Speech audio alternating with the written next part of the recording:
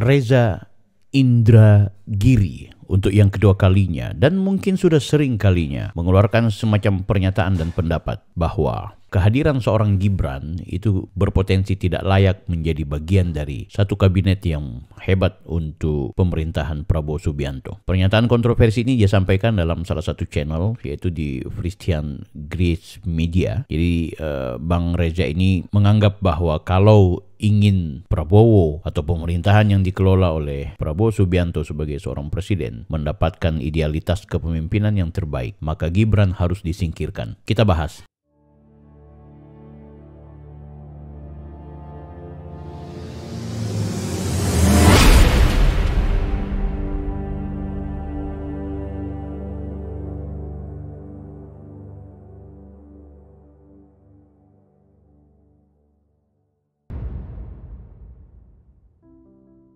Halo guys, Anda kembali bersama saya lagi Bang Bill. Di video kali ini saya mau mengajak kepada Anda semua untuk yang kedua kalinya kita akan dengarkan satu pernyataan yang menurut saya perlu kita evaluasi dan kita kritik kembali, yang disampaikan oleh ahli psikologi forensik Bang Reza Indragiri dalam sebuah channel YouTube. Ia mengeluarkan pendapat bahwa seharusnya Gibran sebisa mungkin itu harus disingkirkan di kabinet Merah Putih, mengingat ada cita-cita Prabowo untuk menegakkan hukum, menegakkan anti korupsi, menegakkan supremasi agar kemudian pemerintahan Prabowo adalah pemerintahan yang bersih.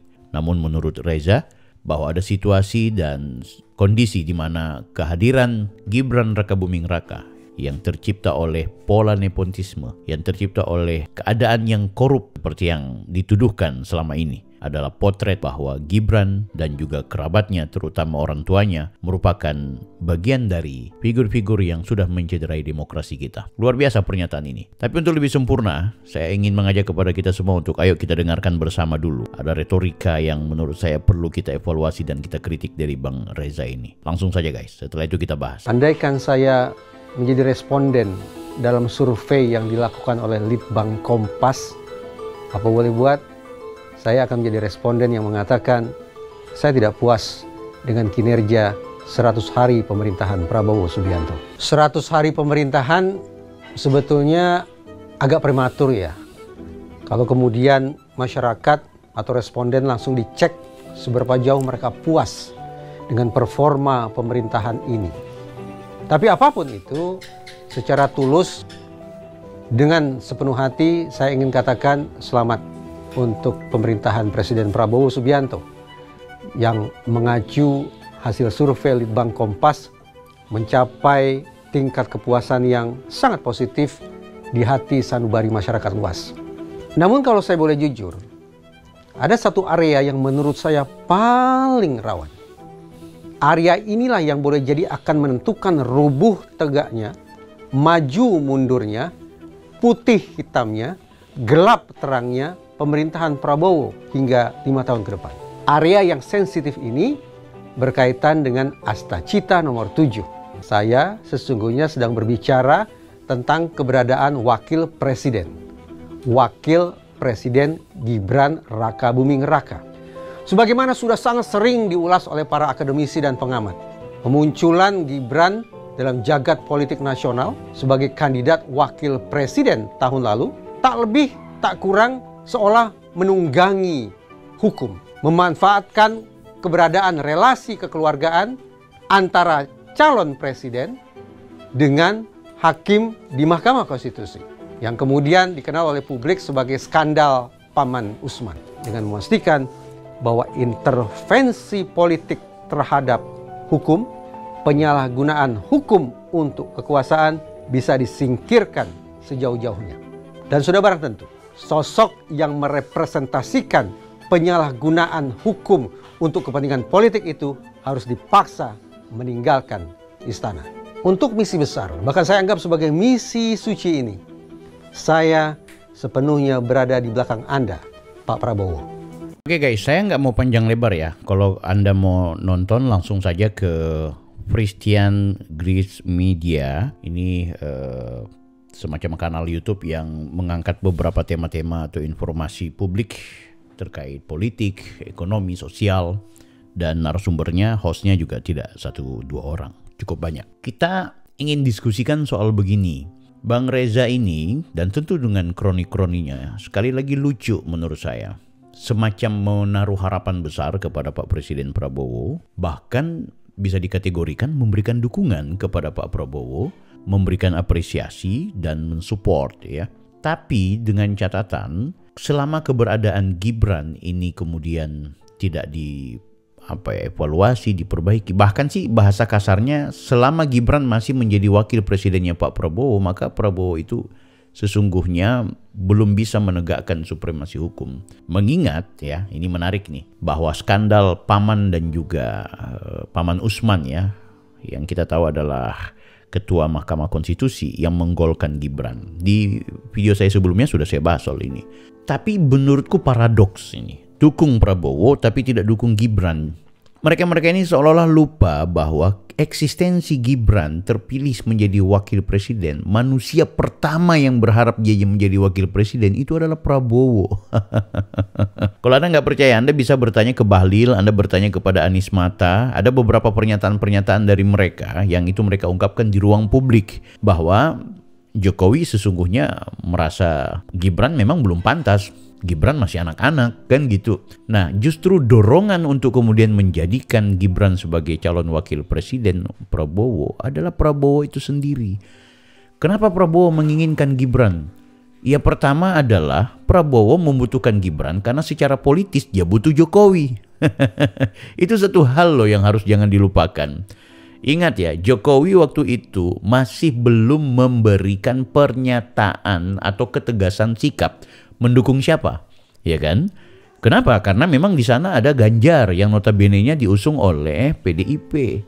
Sehingga itu Prabowo harus menggunakan segala cara untuk kemudian bisa mendapatkan simpati oleh Jokowi. Nah, ini kan politik gitu.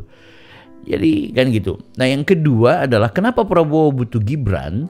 Karena selama ini kecenderungan Prabowo itu setiap pilpres, baik dia di periode pertama baku hajar dengan Jokowi dan periode kedua baku hajar dengan Jokowi juga, selalu di Jawa Tengah ada kecenderungan pasti yang namanya Prabowo itu kalah. Beda dengan Jawa Barat dan juga daerah-daerah lainnya, Prabowo masih berpotensi menang. Dan faktanya menang. Tapi khusus Jawa Tengah ini berat gitu. Nah, sehingga itu maka dia butuh Jokowi lagi. Lewat siapa? Ya lewat Gibran. Nah, inilah dua hal penting yang kemudian Prabowo itu memikirkan dan mempertimbangkan untuk memilih Gibran sebagai wakil presidennya. Nah, hal yang ketiga dan yang selanjutnya adalah soal Gibran juga adalah mantan wali kota atau seseorang yang hari ini adalah pejabat wali kota. Orang yang menduduki jabatan wali kota yang tentu punya pengalaman secara administratif pemerintahan.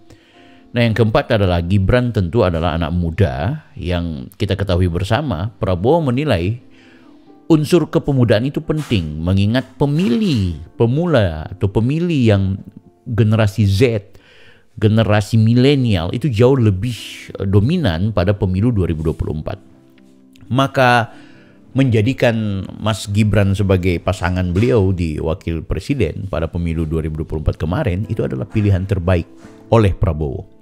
Nah, artinya yang saya mau bilang kepada Bang Indra dan teman-temannya ini, kalau betul-betul kalian mau mendorong dan mendukung kepada Pak Prabowo dengan catatan kemudian mengeliminasi keberadaan Mas Gibran oleh karena misi agenda menegakkan demokrasi dan menegakkan hukum dengan baik, sesungguhnya kalian salah gitu. Karena kalau kalian menganggap bahwa Gibran adalah orang yang inkonstitusional oleh karena skandal Paman dan lain-lain sebagainya, maka orang yang paling pertama harus kalian tuduh sebagai pelaku perbuatan buruk dan melanggar hukum inkonstitusional itu adalah Prabowo. Yes, Prabowo. Ya, dan tentu Prabowo akan merasa gampang. Oh, tenang saja, kalau cuma masalah administrasi, syarat apa semua itu bisa diperjuangkan lewat Mahkamah Konstitusi. Ya kan, tentu mekanismenya mekanisme prosedural gitu, bahwa ada hubungan afiliasi ketua MK dan juga presiden itu urusan yang berikut gitu. Karena walaupun dia punya hubungan afiliasi, tapi kalau seandainya 9 hakim MK itu justru tidak setuju, maka apalah arti dari seorang Paman?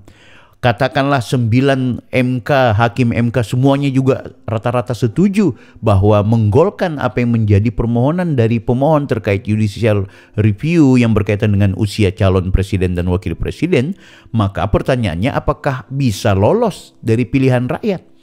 Ya kan? Jadi bukan kemudian langsung Gibran setelah digolkan di MK bisa jadi wakil presiden gitu. Kan belum tentu. Nah, memang secara kebetulan Gibran dicintai oleh rakyat sehingga dia ikut menyumbangkan 58% dalam pertarungan melawan 16 dan juga 20% itu. Oke guys, menurutku ini menarik ya. Menurutku ini adalah sebuah potret di mana Mas Gibran selalu diperbincangkan oleh banyak kalangan. Tak kecuali Bang Reza lagi-lagi ya, belum lama ini dia menganggap bahwa Mas Gibran itu tidak berkualitas. Loh, kali ini dia justru menilai bahwa keberadaan Gibran justru menjadi belenggu bagi agenda pemerintahan Prabowo ke depan. Dalam bahasa kasar, kalau saya mau nonton film ini, yang dia sebut area paling rawan di eranya Pak Prabowo adalah keberadaan Gibran, sehingga ia harus dimakzulkan, dia harus disingkirkan, dia harus ditanggalkan, sehingga Prabowo akan menjadi orang yang akan didorong oleh Reza dan kawan-kawannya. Karena memang di penghujung pernyataannya Bang Reza, jika kemudian Prabowo berhasil melakukan hal ini, maka dia akan menjadi bagian dari orang yang terus di belakang Pak Prabowo untuk mendukung. Pertanyaannya buat apa, Mas? Aduh, Prabowo nggak bodoh-bodoh amat lah. Prabowo sudah menghitung semua. Ya memang Aji, keadaan ini situasinya akhirnya Mas Gibran dan Pak Jokowi akhirnya menjadi tumbal, menjadi hitung-hitungan orang seolah-olah Pak Jokowi lah yang haus kekuasaan sehingga memperjuangkan anaknya bisa jadi wakil presiden. Padahal dalam catatan sejarah kita ketahui bersama Mas Gibran itu tampil bukan karena kemauan dari Pak Presiden Jokowi, melainkan itu adalah apa yang menjadi hajatan besar dari Pak Prabowo itu sendiri. Jadi saya mengundang kepada Pak Reza dan teman-teman, sekaligus Prabowo-nya kalian anti, sekaligus dengan Prabowo-nya kalian hajar, bukan cuma Gibran. Kenapa? Karena keberadaan Gibran di era kabinet merah putih ini adalah apa yang sudah diperjuangkan oleh Prabowo. Sehingga itu ketika Prabowo memilih Gibran, maka Prabowo juga tahu strategi politik apa yang harus dimainkan agar Gibran bisa lolos secara administratif, dan ketika lolos secara administratif maka semua bisa memenangkan pertarungan. Itu kan menarik. Jadi kita hanya butuh keadilan dalam berpikir teman-teman yang katanya aktivis dan juga praktisi, akademisi dan pengamat yang hebat itu. Please, adillah dalam menilai. Oke? Jangan hanya karena kebetulan ada paman, ada bapak, ada anak, ada menantu yang secara kebetulan mendapat jabatan-jabatan strategis. Akhirnya kemudian kita menilai, kita menganggap bahwa semua ini adalah bentuk dari gerakan nepotisme. Padahal, sebagaimana di video saya sebelumnya, nepotisme tidak bisa dipahami secara literal dan juga secara tekstual seperti yang kita baca. Tapi nepotisme itu selalu dia berkaitan dengan hal-hal yang memang secara langsung dilakukan oleh seseorang untuk kepentingan kerabatnya. Itu. Tapi kalau Gibran, bukan Paman Usman yang membuat dia jadi wakil presiden. Bukan Jokowi yang membuat dia jadi wakil presiden. Tapi rakyatlah yang menginginkan agar Gibran jadi wakil presiden. Jadi Gibran dipilih oleh rakyat, bukan dipilih oleh Paman Usman. Jadi sekali lagi untuk Bang Reza, kami menolak semua pernyataan Anda, dan mudah-mudahan Pak Prabowo bukan mudah-mudahan sih, saya yakin Pak Prabowo tidak akan merasa terusik dan merasa terbantukan pun kalau Bang Reza mau membantu beliau. Salam hormat dari saya, Bang Bill. Offside. Jangan lupa like, comment, and subscribe.